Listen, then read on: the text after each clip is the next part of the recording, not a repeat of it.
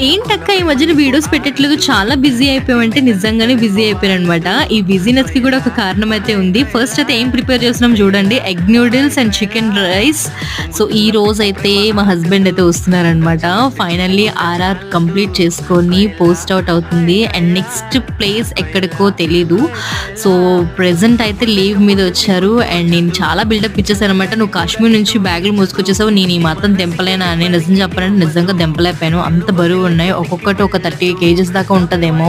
అంత వెయిట్ ఎలా మోసుకొచ్చారురా దేవుడా! అంటే ఎందుకంటే ఆయన ఆర్మీ పర్సన్. మనం ఇంట్లోనే కదా ఉండేది. సో మనం కూడా ఫిజికల్ ఫిట్‌నెస్ మెయింటైన్ చేయాల్సిందే ఇలాంటి బరువులు మోయాలంటే. ఎనీహౌ ఫైనల్లీ ఇంటికైతే వచ్చేసారు.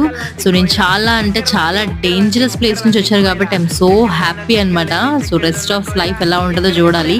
ఫస్ట్ అయితే న్యూడిల్స్ తినేసి బాయ్ బాయ్ చెప్పేసారు మా హస్బెండ్. సో ఇదే రీజన్ కారణం అనమాట నేను కొంచెం బిజీ ఉండడం.